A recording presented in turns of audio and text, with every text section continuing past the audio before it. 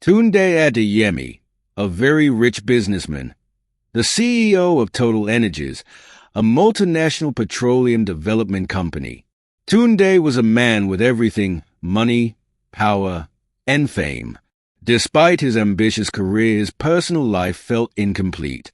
His fiancée, Adesuwa, a popular international model, known for her astonishing beauty, killer body shape, and extravagant lifestyle, had a secret she had hidden from the public.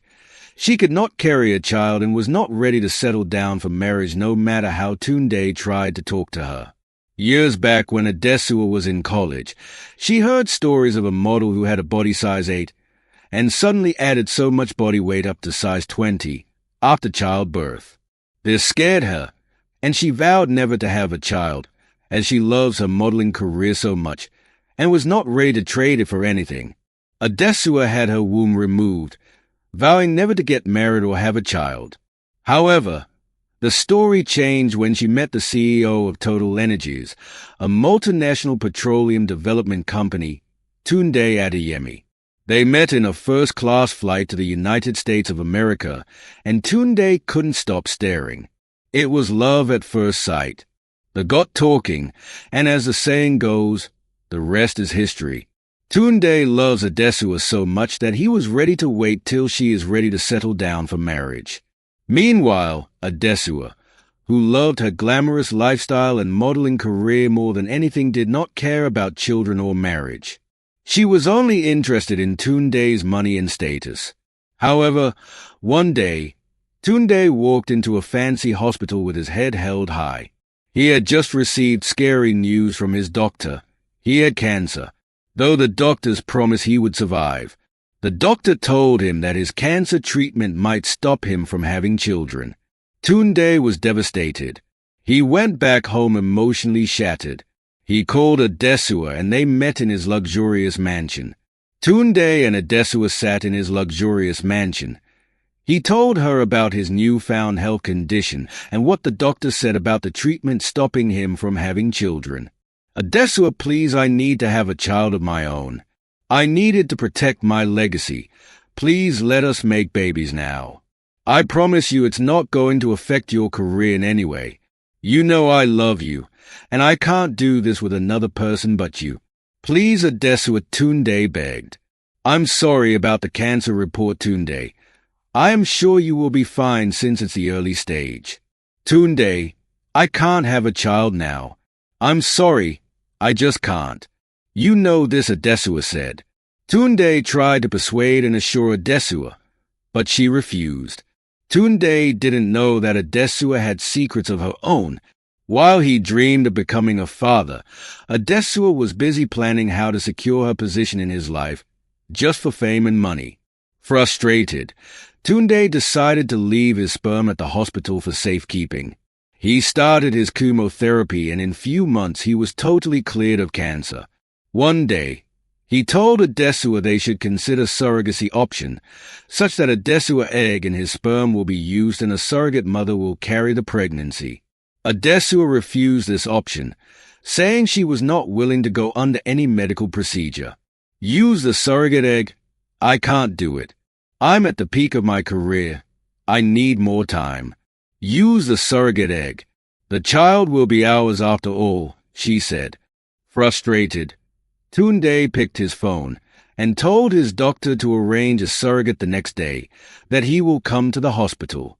The next day, Tunde Adeyemi walked into the fancy hospital with his head held high, ready and determined. He needed to protect his legacy.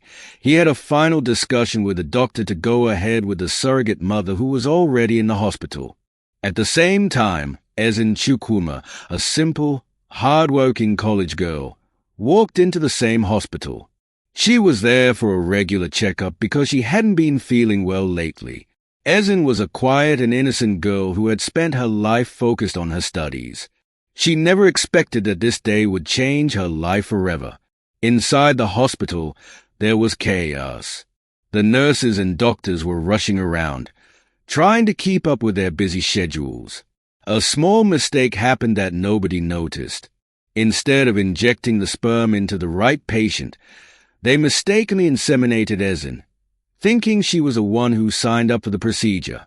Ezinne went home, not knowing the terrible mix-up that had just happened. Days after her hospital visit, Ezinne began to feel even worse.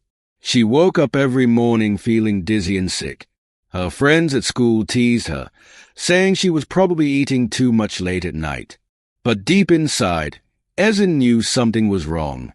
One day, she decided to visit a pharmacy near her school to get some medicine. The pharmacist, an older woman, looked at her kindly and said, "My dear, you might be pregnant. Why don't you take a test to be sure?" Ezinne was shocked. "That's impossible," she replied. "I've never been with anyone. I am a virgin." That night, Ezinne couldn't sleep. She kept thinking about what the pharmacist had said. The next morning, she bought a pregnancy test. Her hands shook as she waited for the result. When the two lines appeared, Ezinne dropped the test in shock. "How can this be?" she whispered to herself. While Ezinne was dealing with a strange new reality, Tunde was in high spirits. His hospital called to tell him that the insemination process had been successful. Tunde felt like he was on top of the world. Finally, he could look forward to having a child to continue his family name. That evening, Tunde threw a small party in his mansion to celebrate the good news. His fiancée, Adesuwa, was there, smiling and looking stunning as always. But deep inside, Adesuwa wasn't happy. She knew Tunde wanted a child to secure his legacy, but she feared the baby would take his attention away from her. Tunde's friends raised their glasses to toast him. To Tunde and his future child, they cheered.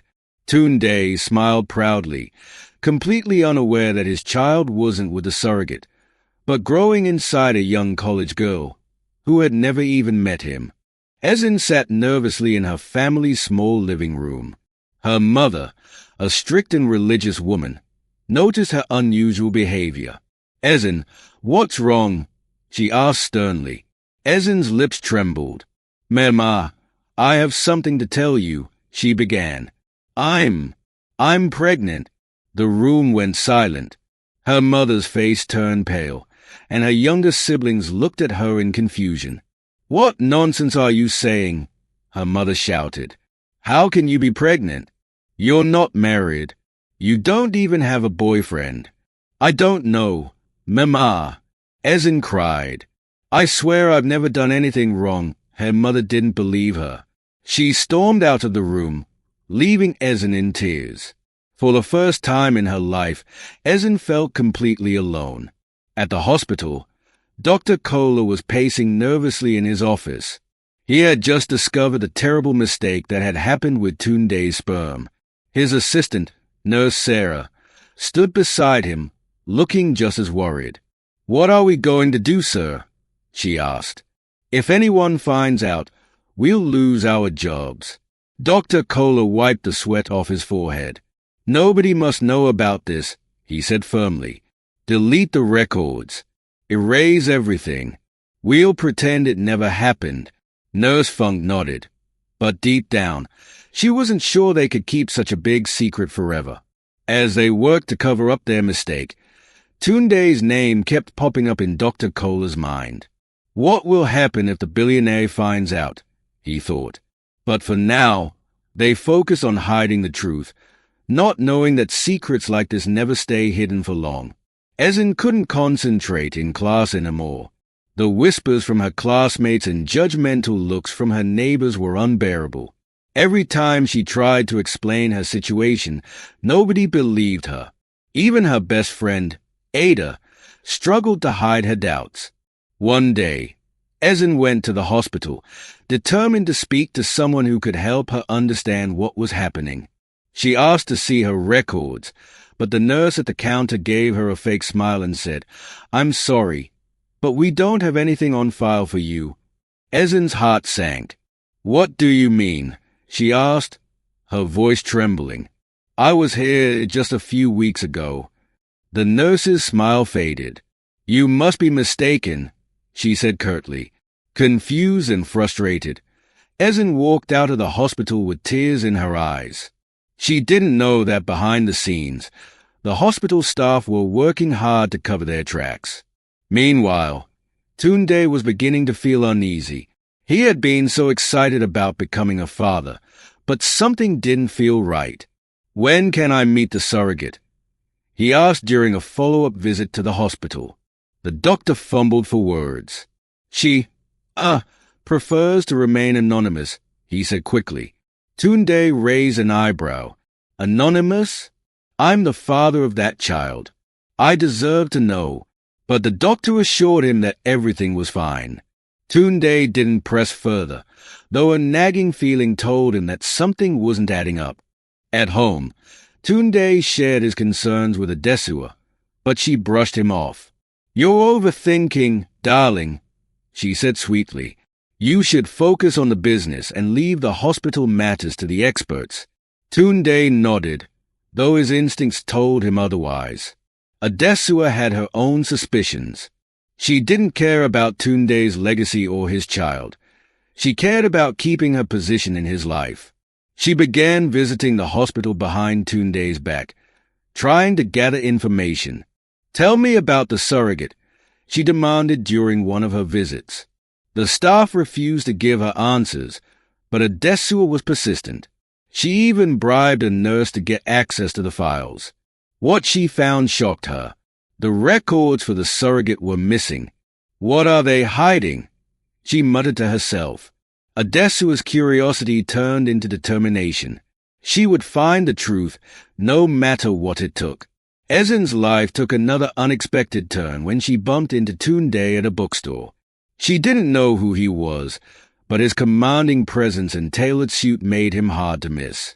Tunde noticed her too, mostly because she looked pale and distracted, as though carrying the weight of the world on her shoulders.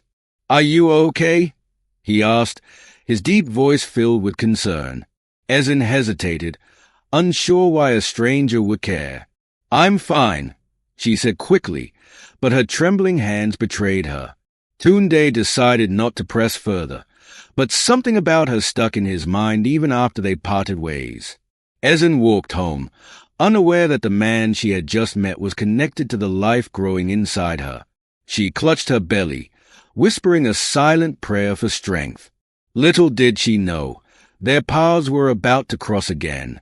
Back at the Adeyemi mansion, Adesuwa began putting her plan into motion.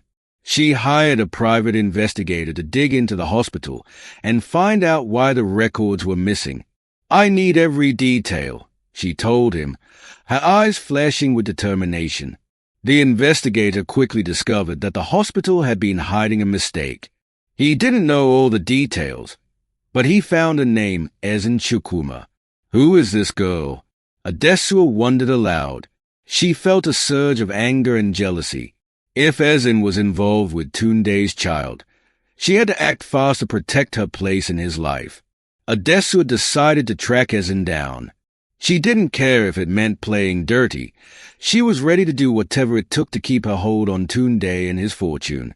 But as she planned her next move, she had no idea that her schemes would only make things more complicated. Ezinne's belly began to grow, and with it, her fear. She couldn't hide her pregnancy anymore, and the stares and whispers around her became louder. Her mother had grown cold and distant, refusing to believe Ezinne's story about the hospital. "You're embarrassing this family," she said one evening, her voice laced with anger. Ezinne turned to her best friend Ada for support. "I don't know what to do," she cried. "I can't explain how this happened, and nobody believes me." Ada held her hand and said, "We'll figure this out together. Maybe it's time to go back to the hospital and demand answers." Ezinne nodded, determined to find the truth. She didn't know that Adesuwa was already tracking her, determined to destroy her life before she could uncover what really happened. Tunde's instincts told him to follow up on the surrogate situation. He decided to visit the hospital unannounced. "I need to see the records," he told Dr. Kohler firmly.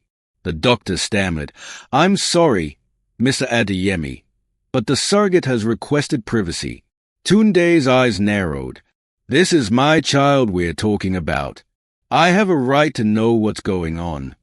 The tension in the room was thick. Dr. Kohler, feeling cornered, assured Tunde that everything was fine. But Tunde wasn't satisfied. "If I find out you're lying to me, there will be consequences," he warned before leaving. As Tunde drove home, he couldn't shake the feeling that something was terribly wrong. He decided to start his own investigation into the hospital, unaware of what is to come. Adesuwa finally tracked Ezinne down. She found her at a small park near her school, sitting on a bench and looking lost in thought. Adesuwa approached her with a fake smile. "Hi, are you Ezinne?" she asked sweetly. Ezinne looked up, surprised. "Yes, I am. Who are you?" "I'm someone who can help you," Adesuwa said, sitting down beside her. She lied, saying she worked for the hospital and had heard about Ezinne's situation. "I want to know everything that happened," she said, trying to sound concerned. Ezinne hesitated. Something about Adesuwa's smile didn't feel genuine, but she was desperate for answers. She began to tell her story, not knowing that Adesuwa was silently planning her next move to destroy her. Adesuwa left her meeting with Ezinne feeling smug. She now had enough information to confirm that Ezinne was connected to the hospital's mistake. "So, she's the one carrying Tunde's child," Adesuwa thought bitterly. Not for long. Meanwhile, Tunde received a call from his investigator, who had uncovered some alarming facts.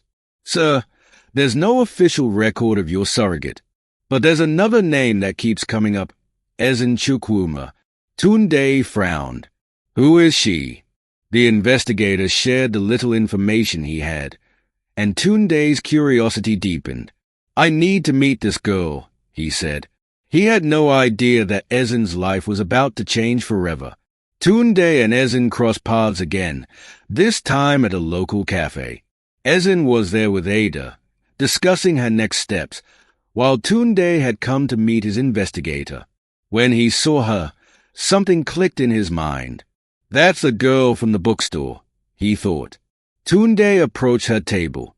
"Excuse me, do I know you?" he asked. Ezinne looked up, startled. "No, I don't think so," she replied nervously. But Tunde's investigator, who was sitting nearby, leaned over and whispered, "That's her, Mr. Adeyemi. That's Ezinne Chukwuma." Tunde's heart skipped a beat. "We need to talk," he said firmly, pulling up a chair. Ezinne, confused and scared, looked at Ada for support. Little did she know, the man sitting across from her held the answers she had been searching for. Tunde sat across from Ezinne, his face serious. "I need to ask you something very important," he began, his deep voice making Ezinne shift nervously. Ada leaned closer, sensing the tension. "What's this about?" Ezinne asked cautiously. "I've been told you might be connected to my child," Tunde said directly. Ezinne froze, her eyes wide with confusion. "Your child," she repeated, her voice shaking. "I don't even know who you are." Tunde explained his situation, the hospital, the surrogate, and the strange inconsistencies he'd uncovered. As Ezinne listened, pieces of the puzzle started to fall into place. "Are you saying," she whispered, placing her hand on her belly. Tunde nodded. "I think you're carrying my baby." "No, this can't be true," Ezinne cried, standing up abruptly. "I've never met you before. How could I be pregnant with your child?" Tunde remained calm, though his heart was racing. "I don't have all the answers yet, but I'm certain there's been a mistake." Ada stepped in, trying to calm Ezinne down. "Let's think about this carefully," she said. "If what he's saying is true, then we need to get to the bottom of it." But Ezinne shook her head, tears streaming down her face. "I don't want to hear this," she said, grabbing her bag and rushing out of the cafe. Tunde watched her leave, feeling a strange mix of frustration and concern. "I won't let this go," he told Ada before following Ezinne outside. He didn't know why, but something about this girl and the life she carried felt too important to ignore. While Tunde was focused on Ezinne, Adesuwa was busy putting her own plan into action. She had hired a lawyer to start building a case against the hospital. If I can prove their negligence, I can make sure this girl is discredited, she told her lawyer confidently. Adesuwa also began spreading rumors about Ezinne within her social circle, painting her as a gold digger trying to trap Tunde. She's just after his money, she told her friends. The lies spread quickly, and soon people began whispering about Ezinne. But Adesuwa wasn't satisfied. She wanted to meet Ezinne face to face and make it clear that she wouldn't let her destroy everything she had worked for. I'll deal with her myself, she muttered, her eyes filled with determination. Tunde decided it was time to confront the hospital directly. He stormed into Dr. Kohler's office, slamming the door behind him. I know something happened here, and I want the truth, he demanded, his voice booming. Dr. Kohler tried to maintain his composure. Mr. Adeyemi, I assure you, everything was done correctly, he said, but Tunde wasn't convinced. Then explain why this girl, Ezinne Chukwuma, is pregnant with my child, he shouted, throwing a folder onto the desk. Dr. Kohler's face went pale. He realized there was no way to hide the truth any longer. There was a mix-up, he admitted reluctantly. It was an accident. We never meant for this to happen. Tunde's fist clenched as he processed the doctor's words. You're telling me my child is inside a random girl because of your mistake, he growled. Dr. Kohler nodded, bracing himself for the fallout. Meanwhile, Ezinne sat in her room, staring at the wall. Her thoughts were spinning after her encounter with Tunde. Just then, her phone buzzed. It was a message from Ada. You need to come to the hospital. They are ready to explain everything. Nervously, Ezinne made her way to the hospital, where she was ushered into a private room. Tunde was already there, looking serious but calm. Dr. Kohler entered soon after, his face filled with regret. Miss Chukwuma, he began, there's something I need to confess. Dr. Kohler explained the mix-up in detail, his voice shaky with guilt. Ezinne listened in shock, her hand instinctively resting on her belly. So, this child, it's his? She asked, pointing at Tunde. The doctor nodded. I'm so sorry, he said. Ezinne looked at Tunde. Her emotions a whirlwind of anger, confusion, and fear. What happens now? She asked quietly, her voice trembling. Ezinne sat silently in the hospital room, her heart pounding. Tunde's intense gaze made her feel exposed, and she struggled to process the doctor's confession. What happens now? She repeated, her voice barely audible. Tunde leaned forward, his voice firm but calm. This child is mine, Ezinne. I'll do whatever it takes to protect them. And you? Ezinne's head spun with questions. How could her life change so drastically in such a short time? I didn't ask for any of this, she said, her voice cracking. I don't want to be a part of your world. Tunde frowned. I understand this isn't easy, but we have to figure this out together. This child connects us now. Tears welled in Ezinne's eyes. She felt trapped between her own simple life and Tunde's complicated, powerful world. I need time to think, she whispered, standing abruptly and leaving the room. Tunde watched her go, knowing that time was a luxury they didn't have. The next day, Ezinne was walking back from the market when a sleek black car pulled up beside her. The tinted window rolled down, revealing Adesuwa's icy stare. Get in, she demanded. Ezinne hesitated, but the intimidating look in Adesuwa's eyes left her no choice. Inside the car, Adesuwa wasted no time. I know who you are, she said sharply, and I know what you're carrying. Ezinne's throat went dry. I don't want anything from him, she said defensively. This wasn't my choice. Adesuwa's laugh was cold and harsh. You think I'm worried about what you want? Let me make this clear. Stay away from Tunde and his child. If you think you can disrupt our lives, you're mistaken. Ezinne felt tears sting her eyes, but she held her ground. I didn't ask for this, but I won't be bullied either, she said quietly. Adesuwa's lips curled into a smirk. We'll see about that. Meanwhile, despite the tension, Tunde couldn't stop thinking about Ezinne. There was something about her quiet strength and vulnerability that struck a chord in him. He began asking his investigator for updates on her, wanting to ensure she was safe. One evening, Tunde decided to visit Ezinne at her home. When she opened the door, her face was a mix of surprise and annoyance. "What are you doing here?" she asked. "I just wanted to talk," Tunde said sincerely. "Please, give me a chance to explain." Reluctantly, Ezinne let him in.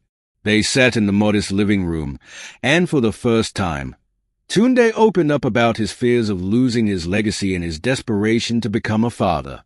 "I know this isn't easy for you," he said softly, "but this child means everything to me." Ezinne looked at him, seeing a side of him she hadn't before. "I need time," she replied. "This is all so much to handle." Word about Ezinne and Tunde's connection began to spread, thanks to Adesuwa's relentless efforts to control the narrative. Tabloids splashed headlines like "Billionaire's secret baby mama" and "College girl traps business tycoon." Ezinne's world crumbled under the weight of the rumors. At school, classmates whispered behind her back, and her professors looked at her with thinly veiled judgment. Even at home, neighbors began treating her family differently. "What have you gotten us into?" her mother cried, her voice filled with shame. Tunde saw the headlines too and immediately called his lawyer.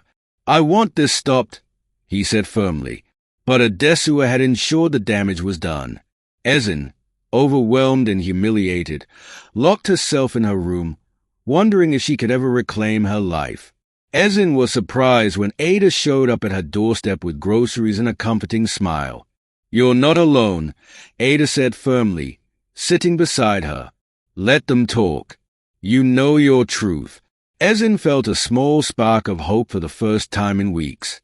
Meanwhile, Tunde was working on damage control. He decided to hold a press conference to address the rumors. "This is a private matter," he told reporters, his voice steady. "I will not tolerate anyone dragging this innocent woman's name through the mud." Back at the mansion, Adesuwa was furious. "He's defending her," she hissed, pacing in frustration. She picked up her phone and called her investigator. "Find me something, anything, that will ruin her," she demanded. Adesuwa was determined to win this battle, no matter the cost. Ezinne decided she had had enough of hiding. She spent days in her room reflecting, but Ada's unwavering support gave her courage. "If I let them destroy me now, I'll never stand again," she thought. She picked up her phone and called Tunde. "We need to talk," she said firmly.